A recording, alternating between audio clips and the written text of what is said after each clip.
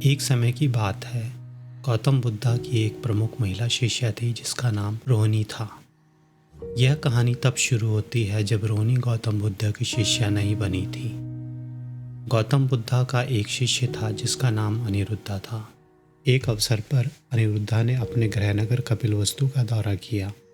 जब वह वहाँ मठ में रह रहे थे तो उनकी बहन रोहिणी को छोड़कर उनके परिवार के सभी सदस्य और रिश्तेदार उन्हें देखने आए।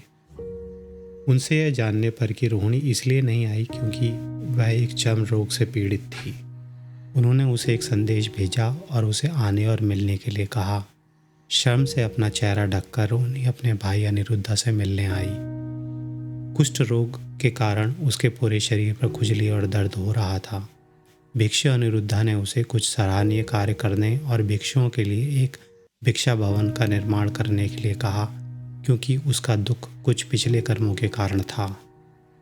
चूंकि उसके पास भिक्षा भवन बनाने के लिए पर्याप्त धन नहीं था, इसलिए भिक्षु अनिरुद्धा ने उसे भिक्षा भवन बनाने के लिए अपने कुछ कपड़े और गहने बेचने का सुझाव दिया। रोहिणी ने ऐसा करने के लिए सहमति व्यक्त की, जैसा कि उसे बताया गया था। अनिरुद्धा ने हॉल के निर्माण के लिए अपने रिश्तेदारों से भी पूछा। इसके अलावा उन्होंने रोहिणी से कहा कि वह भिक्षा भवन की जमीन पर झाड़ू लगाएं और निर्माण कार्य के दौरान हर दिन पानी के बर्तन भरें। उसने वैसा ही किया जैसा कि उसे निर्देश दिया गया था और वह धीरे धीरे ठीक होने लगी। उसकी त्वचा पर चकत्ते गायब होने लगे। जब भवन पूरा हो गया तो भगवान बुद्धा और उनके शिष्यों को भिक्षा भोजन के लिए आमंत्रित किया गया। भोजन के दौरान गौतम बुद्धा ने भवन और भिक्षा भोजन के दानदाता के बारे में पूछा, लेकिन रोहिणी वहाँ नहीं थी। इसलिए गौतम बुद्धा ने उसे बुला भेजा और वह आ गई। गौतम बुद्धा ने रोहिणी से पूछा कि क्या वह अपने दुख का कारण जानती है। उसने उत्तर दिया कि उसे नहीं पता है। तब गौतम बुद्धा ने उसे उसके अतीत की एक कहानी सुनाई और जैसा कि सर्वोच्च बुद्धा द्वारा बताया गया, कई जन्म पूर्व रोहिणी बनारस के राजा की रानी रह चुकी थी। राजा के दरबार में एक नर्तकी थी और वह राजा की पसंदीदा नर्तकी थी। रानी उसके अविश्वसनीय रूप से ईर्ष्या करने लगी और उसके विपरीत एक षड्यंत्र रचा।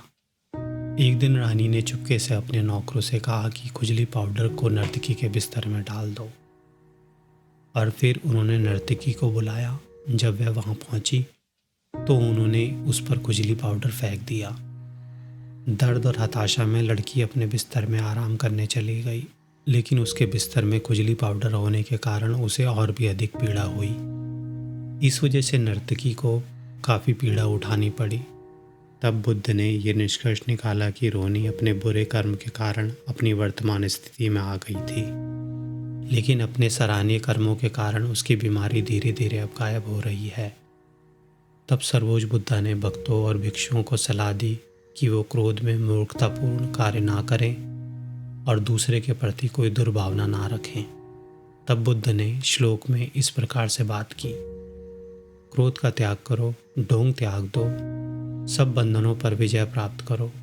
दुख उस पर नहीं आता है जो अपने मन और शरीर से स्नेह नहीं करता है और नैतिक अशुद्धियों से मुक्त है। जिसका अर्थ है कि क्रोध का त्याग करना चाहिए, अभिमानी नहीं होना चाहिए और अपने आध्यात्मिक मार्ग में सभी बाधाओं को दूर करना चाहिए। जो व्यक्ति अपने शरीर से जुड़ा नहीं होता और अपने मन के नियंत्रण में नहीं होता है, वह संसार में कभी कष्ट नहीं उठाता है। गौतम बुद्ध के इन वचनों को सुनने के बाद रोहिणी ने श्रोतापन्ना का पहला चरण प्राप्त किया। वह गौतम बुद्ध की शिष्या बन गई और कई सराहनीय कार्य करती रही। यदि आप अपने जीवन में देखें तो हम देखेंगे कि कभी कभी हम दुर्भावना, क्रोध और ईर्ष्या के कारण भयानक और घृणित कार्य करते हैं, लेकिन हम यह भूल जाते हैं कि अगर कोई ऐसा गलत कार्य करता है, वह अपने भविष्य के जीवन में पीड़ा के अधीन होंगे। इसलिए जैसा कि बुद्ध ने उपदेश दिया था, हमें क्रोध, ईर्ष्या और दुर्भावना को त्याग देना चाहिए और कभी बुरे इरादों के साथ कार्य नहीं करना चाहिए। ऐसा करने से आप भयानक भाग्य और बुरे परिणाम से बच सकते हैं।